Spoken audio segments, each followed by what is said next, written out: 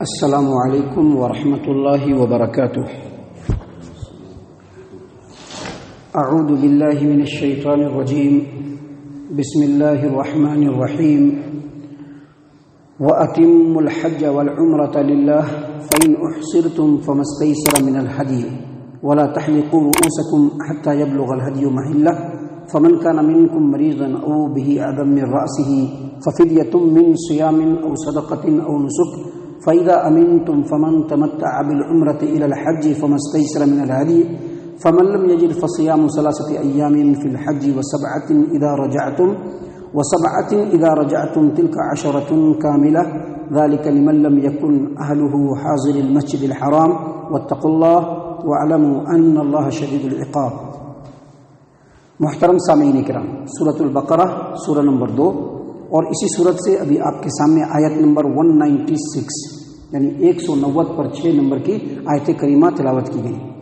سامعین کرام، اس آیت کریمہ میں اللہ تبارک و تعالیٰ نے حج و عمرہ کے بعض احکام بیان فرمائے۔ اللہ تبارک و تعالیٰ نے بیان فرمایا وَأَتِمُّوا الْحَجَّ وَالْعُمْرَةَ لِلَّهِ۔ اللہ تبارک و تعالیٰ کی خوشنودی کے لیے اگر تم نے حج اور عمرے کی نیت کر لی ہے تو اللہ تبارک و تعالیٰ کی خوشنودی کے لیے اس حج اور عمرے کو پورا کرو۔ سامعین کرام، حج اور عمرہ آپ جان ہی رہے ہیں۔ حج جو پوری زندگی میں جس کو اللہ تبارک و تعالیٰ نے مال و متاع دیا ہے، جو اپنے بال بچوں کی کفالت کے ساتھ اگر اس کے پاس اتنا مال ہے کہ اس کو حج کرنا چاہیے تو اس کو اپنے پوری زندگی میں ایک بار حج کرنا فرض ہے، اور ایسا کرنا بالکل ضروری ہے۔ یہ اسلام کے ارکان میں سے ایک رکن ہے، اور سلف صالحین کا یہ کہنا ہے کہ جو آدمی حج کرنے کی طاقت اور استطاعت رکھتا ہے اس کے باوجود وہ حج نہیں کرتا ہے تو اب چاہے وہ یہودی ہو کر کے مرے یا نصرانی ہو کر کے مرے، تو اپنی پوری زندگی میں ایک مرتبہ حج کرنا ضروری ہے۔ اس کے بعد جو حج کریں گے وہ نفلی حج ہوگا۔ اور اسی طرح سے عمرہ، اللہ تبارک و تعالیٰ نے اگر مال و متاع دیا ہے تو بار بار عمرہ کرنا چاہیے، کیونکہ آدمی ایک بار عمرہ کرتا ہے، اس کے بعد 1 مہینے کے بعد، 2 مہینے کے بعد، 10 مہینے کے بعد، 1 سال کے بعد، 2 سال کے بعد، 10 سال کے بعد، جتنے دن کے بعد جب وہ دوسرا عمرہ کرے گا تو اس کے بیچ کے جتنے بھی گناہ ہے وہ عمرہ کرنے سے معاف ہو جائیں گے، کفارہ ہو جائے گا گناہوں کا۔ تو اللہ تبارک و تعالیٰ نے اسی حج و عمرہ کے بارے میں کہا کہ حج اور عمرے کی اگر تم نے نیت کر لیا ہے اللہ کو راضی کرنے کے لیے تو اب اس کو پورا کرنا ہے،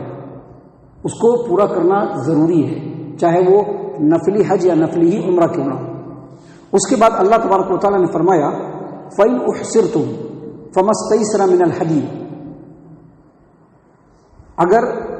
کسی وجہ سے روک لیا گیا، اب آدمی حج کرنے کے لیے نکلا یا عمرہ کرنے کے لیے نکلا تو روک دیا گیا، تو جو کچھ اس کے پاس جانور میسر ہے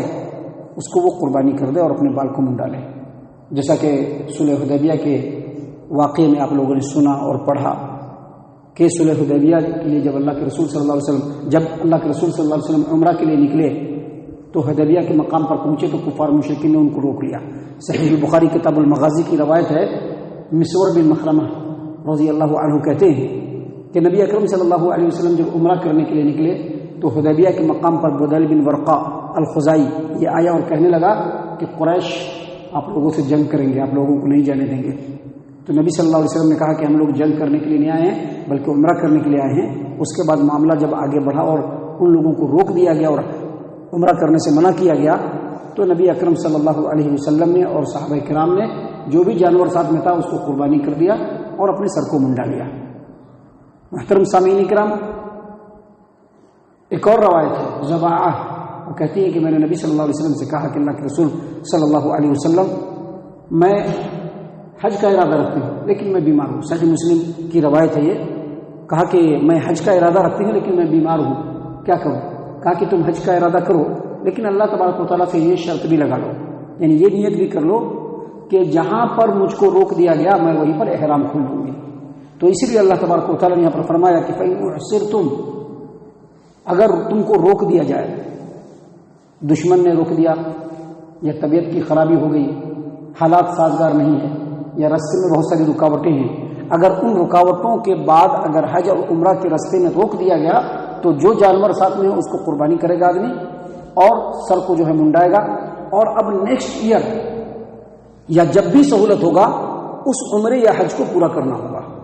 اگر عمرہ ہے تو عمرے کو پورا کرنا پڑے گا، اگر حج ہے تو حج کو پورا کرنا پڑے گا. جیسا کہ نبی صلی اللہ علیہ وسلم کو جب عمرے کے لیے روکا گیا حدیبیہ کے موقع سے، تو آپ صلی اللہ علیہ وسلم نے اس سال تو عمرہ نہیں کیا، لیکن نیکسٹ ایئر آ کر کے نبی صلی اللہ علیہ وسلم نے اور صحابہ کرام نے عمرہ کیا. تو اسی لیے اللہ تبارک و تعالیٰ نے فرمایا کہ اگر اللہ تبارک و تعالیٰ کی رضامندی کی خاطر تم نے حج اور عمرے کی نیت کر لی ہے تو اس کو پورا کرو، اور اگر روک دیا جائے تو جو جانور ہے اس کو ذبح کرو، سر کو منڈا لو، اور نیکسٹ ایئر اس کو تم کو پورا کرنا ہے، یا کبھی بھی تم کو سہولت ہو تو اس حج یا عمرے کو پورا کرنا ہے. سامعین کرام، آگے اللہ تبارک و تعالیٰ نے فرمایا وَلَا تَحْلِقُوا رُؤُوسَكُمْ حَتَّى يَبْلُغَ الْهَدْيُ مَحِلَّهُ. یہ جو پہلے جو بات ہوئی، یہ جب رکاوٹ ہو، دشمن کی طرف سے خوف ہو، یا دشمن نے روک دیا ہو، یا آدمی بیمار پڑ گیا ہو، یا کوئی بھی صورت ہو رکاوٹ کی صورت ہے. اب جو بات بتلائی جا رہی ہے، اللہ تبارک و تعالیٰ نے فرمایا وَلَا تَحْلِقُوا رُؤُوسَكُمْ حَتَّى يَبْلُغَ الْهَدْيُ مَحِلَّهُ. تم اپنے سر کو اس وقت تک نہ منڈاؤ جب تک کہ ہدی کا جانور قربان گاہ میں نہ پہنچ جائے. جب حاجی جاتا ہے اپنا جانور لے کر کے تو اس کو رکھتا ہے کب تک؟ جب تک کہ وہ حج کے جو مناسک اور ارکان ہیں وہ ادا نہ کرے 10 ذی الحجہ کو، اور اس دن جو ہے قربانی کرنا پڑتا ہے. تو جب تک قربانی نہ ہو تب تک سر کو نہیں منڈانا ہے. جب تک قربانی نہ ہو تب تک سر کو نہیں منڈانا ہے. یعنی قربانی جب قربان گاہ میں پہنچ جائے تو اس وقت سر منڈانا ہے. کوشش یہی ہونی چاہیے کہ قربانی کے بعد ہی سر منڈائے، لیکن اگر آگا پیچھا ہو جائے گا تو کوئی حرج کی بات نہیں ہے. لیکن اس مقام تک قربانی کے جانور کو پہنچنا ضروری ہے، اس سے پہلے سر نہیں منڈا سکتے. یہ حالت امن کی بات ہے کہ اگر حالت امن ہو، حالت سکون ہو، آدمی جو ہے آرام سے مقام پر پہنچ سکتا ہے، مسجد حرام اور مکہ اور جو حج کے مناسک ہے جو ادا کرنے کی جگہ وہاں تک پہنچ سکتا ہے آرام سے. تو اس وقت تک اپنے سر کو نہیں منڈانا ہے جب تک کہ قربانی اپنے قربان گاہ تک نہیں پہنچ جائے. جو ہدی کا جانور ہے وہ اپنے قربان گاہ تک نہیں پہنچ جائے. اسی بات کو اللہ تبارک و تعالیٰ نے بیان فرمایا وَلَا تَحْلِقُوا رُؤُوسَكُمْ. اپنے سر کو نہ منڈاؤ یہاں تک کہ ہدی اپنے مقام پر نہ پہنچ جائے. اس کے بعد اللہ تبارک و تعالیٰ نے مزید فرمایا، یہی اسلام کے اندر یہی ہے لچک. اسلام نے کبھی بھی کسی رستے کو ختم نہیں کیا ہے، ہر طرف سے کوئی نہ کوئی ایک جو ہے ایکسیپشنل اور آپشنل آدمی کے لیے دیا ہے، کیونکہ انسان بہت کمزور ہے. انسان کو اللہ تبارک و تعالیٰ نے بڑا کمزور پیدا کیا ہے. انسان کو اللہ تبارک و تعالیٰ نے ہر طرح کی سہولت دی ہے. اس شریعت کو اللہ تبارک و تعالیٰ نے بڑا آسان بنایا ہے. اس میں اللہ تبارک و تعالیٰ نے ہر ایک چیز کا خیال رکھا ہے. اللہ تبارک و تعالیٰ نے فرمایا فَمَنْ كَانَ مِنْكُمْ مَرِيضًا أَوْ بِهِ أَذًى مِّن رَأْسِهِ فَفِدْيَةٌ مِّن صِيَامٍ أَوْ صَدَقَةٍ أَوْ نُسُكٍ. پہلے کہا گیا ہے کہ اس وقت تک اپنے بال کو نہیں منڈانا ہے جب تک کہ قربانی اپنے قربان گاہ تک نہ پہنچ جائے. لیکن ایسا ہوا، اللہ تبارک و تعالیٰ نے فرمایا فمن کان منکم مریضا. اب تم میں سے کوئی بیمار ہے، اب بیمار ہو گیا آگے نہیں جا سکتا ہے، یا او اذم من رأسه او به اذم من رأسه او به اذم من رأسه، یا سر میں تکلیف ہو گئی. اب سر میں اتنی تکلیف ہو گئی کہ سر کو بال کو منڈانا ہی پڑے گا. سر میں کبھی کبھی ایسی تکلیف ہو جاتی ہے کہ آدمی کو بہت پریشانی ہو جاتی ہے. اس وقت تک وہ پریشانی ختم نہیں ہوتی ہے جب تک کہ بال کو نہ منڈا دیا جائے. جیسا کہ حدیث ہے صحیح البخاری کتاب المغازی کی، کعب بن عجرہ رضی اللہ عنہ وہ کہتے ہیں کہ ہم لوگ پیارے رسول صلی اللہ علیہ وسلم کے ساتھ آئے تھے حدیبیہ کے موقع سے عمرہ کرنے کی غرض سے. کفار و مشرکین نے ہم لوگوں کو روک دیا. میرے سر کے بال بڑے تھے، سر میں بہت زیادہ جوئیں تھی اور بہت زیادہ پریشان کر رہی تھی، جس کی وجہ سے بڑی پریشانی ہو رہی تھی. آپ صلی اللہ علیہ وسلم کو پتہ چلا، آپ صلی اللہ علیہ وسلم دیکھنے کے لیے آئے. کہا کہ اتنی ایسی حالت ہو گئی ہے کہ تمہارے سر میں جوؤں کی وجہ سے تکلیف ہے. کہا کہ ہاں. تو ایک کام کرو، اپنے سر کے بال تم منڈا دو اور بدلے میں یا تو 6 مسکین کو کھانا کھلا دو، یا 3 روزہ رکھ لو، یا ایک قربانی کر دو. یعنی اگر قربانی کرنے کی صلاحیت ہے تو ٹھیک ہے، نہیں تو 6 مسکین کو کھانا کھلا دیجیے، اور نہیں تو 3 روزہ رکھ لیجیے. تو اسی بات کو اللہ تبارک و تعالیٰ نے یہاں پر بیان فرمایا ہے فمن کان منکم مریضا. اگر تم میں سے کوئی بیمار ہے، او بہ اذی من رأسہ، یا اس کے سر میں تکلیف ہے، تو اس کو سر کو منڈا دینا چاہیے. پہلے کیا کہ سر بالکل نہیں منڈانا ہے. کب تک نہیں منڈانا ہے؟ جب تک کہ ہدی کا جانور اپنے قربان گاہ تک نہ پہنچ جائے. لیکن اگر آدمی بیمار ہے یا سر میں تکلیف ہے تو اس کو سر کے بال منڈانا ہے، لیکن فدیے میں کیا کرنا ہے؟ یا تو روزہ رکھنا ہے، یا پھر صدقہ کرنا ہے، یا پھر ایک جانور قربانی کرنا ہے۔ یہ 3 صورت میں سے کوئی ایک صورت اختیار کرنا ہے، ٹھیک ہے نا؟ ففدیۃ من صیام، یا تو روزہ رکھ لیجیے 3، یا پھر او صدقۃ 6 مسکین کو کھانا کھلا دیجیے، او نسک، یا ایک جانور کو قربانی کیجیے، جانور میں یا ایک بکری کیجیے، یا اونٹ اور بیل میں سے 7 حصے لگتے ہیں۔ ابھی یہاں پر اگر اونٹ کریں گے تو 10 حصے لگیں گے، لیکن حج کے موقع سے اونٹ میں بھی 7 حصے اور بیل میں بھی 7 حصے، تو 7 حصے میں سے ایک حصہ جو ہے وہ قربانی کرنا، یا اپنے تو ایک بکرا جو ہے قربانی کرنا ہے۔ محترم سامعین کرام، اللہ تبارک و تعالیٰ نے آگے فرمایا فَإِذَا أَمِنْتُمْ فَمَنْ تَمَتَّعَ بِالْعُمْرَةِ إِلَى الْحَجِّ فَمَا اسْتَيْسَرَ مِنَ الْهَدْيِ، فرمایا کہ اگر امن و سکون کی حالت ہو، یعنی اگر پریشانی کی حالت ہو، جیسے حدیبیہ کے موقع سے پریشانی کی حالت تھی، یا نبی صلی اللہ علیہ وسلم کے زمانے میں جنگی حالات تھے، تو کہا کہ اگر جنگی حالات نہ ہو، امن و سکون کے حالات ہو، اس وقت کیا کرنا ہے؟ تو تم میں سے جو آدمی عمرہ کے ساتھ حج کا فائدہ اٹھانا چاہتا ہے، عمرہ کے ساتھ حج کا فائدہ، ابھی ہم سمجھائیں گے، عمرہ کے ساتھ حج کا فائدہ اٹھانا چاہتا ہے تو اس کے پاس جو ہدی ہے اس کو وہ اللہ کے راستے میں قربان کرے، اور اگر ہدی نہیں ہے فَمَسْتَيْسَرَ مِنَ الْهَدْيِ، اگر اس کے پاس جانور نہیں ہے، کسی غربت کی وجہ سے یا کسی بھی پریشانی کی وجہ سے، تو اللہ تبارک و تعالیٰ نے فرمایا فَمَن لَّمْ يَجِدْ فَصِيَامُ ثَلَاثَةِ أَيَّامٍ، جس کے پاس اگر جانور نہیں ہے تو فَصِيَامُ ثَلَاثَةِ أَيَّامٍ فِي الْحَجِّ، حج کے زمانے میں وہ 3 روزہ رکھے گا، وَسَبْعَةٍ إِذَا رَجَعْتُمْ، اور جب وہ اپنے مقام سے آ جائے گا، یعنی حج کے مقام سے اپنے مقام پہ آ جائے گا، اپنے گھر پہ آ جائے گا، تو 7 روزہ رکھنا ہے۔ دیکھیے اللہ تبارک و تعالیٰ نے کیا فرمایا، پھر سے سنیے، اللہ نے فرمایا کہ فَإِذَا أَمِنْتُمْ، امن و سکون کے حالات ہو، فَمَنْ تَمَتَّعَ بِالْعُمْرَةِ إِلَى الْحَجِّ، اور جو آدمی عمرے کے ساتھ حج کا فائدہ اٹھانا چاہتا ہو، فَمَا اسْتَيْسَرَ مِنَ الْهَدْيِ، تو جو جانور اس کے پاس ہے اس کو لازماً اس کو قربانی کرنا پڑے گا۔ فَمَن لَّمْ يَجِدْ، لیکن اگر جانور نہیں ہے، کسی بھی وجہ سے غربت ہے، پریشانی ہے، جو بھی معاملہ ہے، اگر جانور نہیں اس کے پاس میسر ہو سکا تو اس کو 3 روزہ جو ہے وہ حج کے ایام میں رکھنا ہے، 9 ذی الحجہ سے پہلے 3 روزہ رکھ لینا ہے،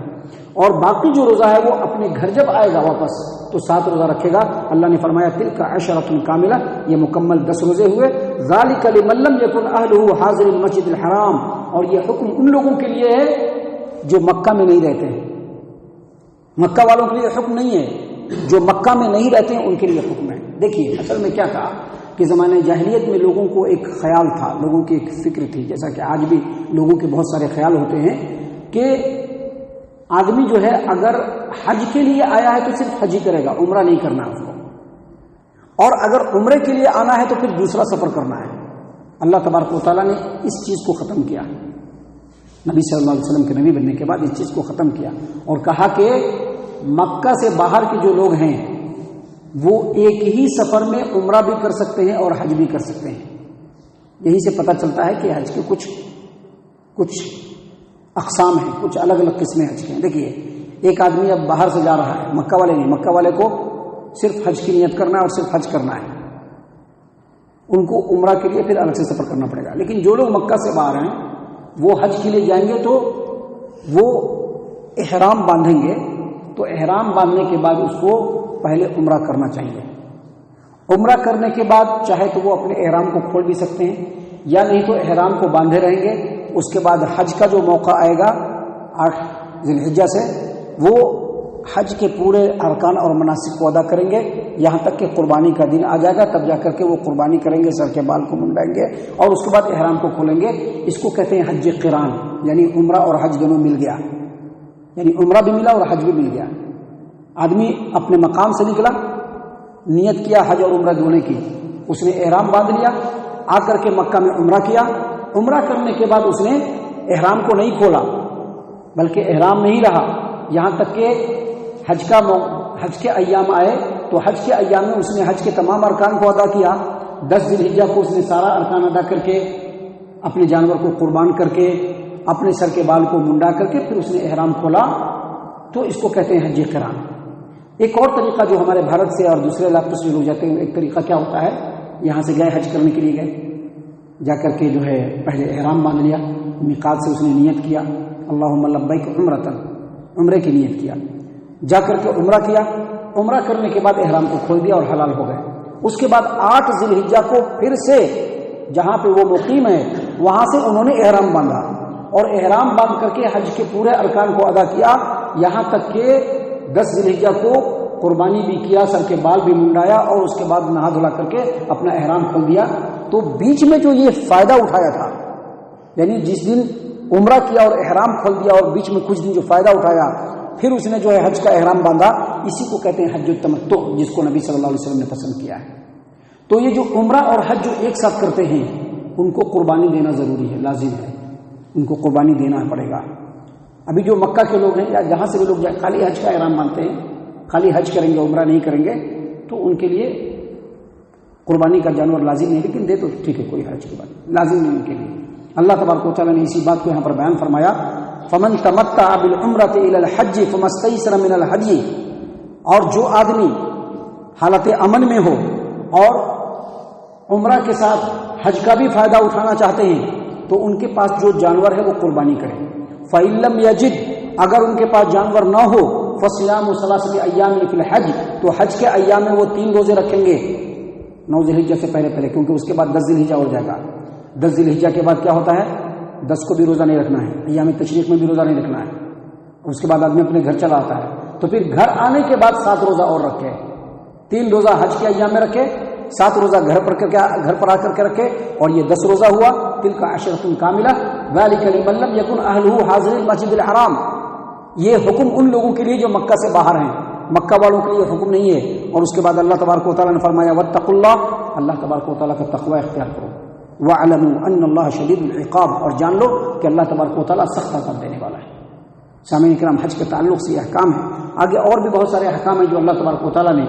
اس صورت میں ہمارے لیے نازل فرمائے ہیں، جس کو سیکھنا ہمارے لیے انتہائی ضروری ہے قرآن و حدیث کی روشنی میں۔ اللہ تعالیٰ سے دعا ہے کہ اللہ تعالیٰ ہم تمام کو ان تمام باتوں کے اوپر خوب غور و فکر اور تدبر کرنے کی توفیق عنایت فرمائے۔ اللہ تعالیٰ ہم تمام کو صحیح معنوں میں پکا سچا مومن مسلمان بنائے، اللہ اور اس کے رسول صلی اللہ علیہ وسلم کی اطاعت و فرما برداری کرنے والا بنائے، صحابہ کرام رضی اللہ عنہم کے طریقے پر چلنے والا بنائے، جنت الفردوس میں جگہ عطا فرمائے۔ اے اللہ ہم تمام کو جہنم سے پناہ دے، اے رب العالمین ہم تمام کو جہنم سے پناہ دے، اے مالک الملک ہم تمام کو جہنم سے پناہ دے، آمین یا رب العالمین، وما علینا الا البلاغ المبین۔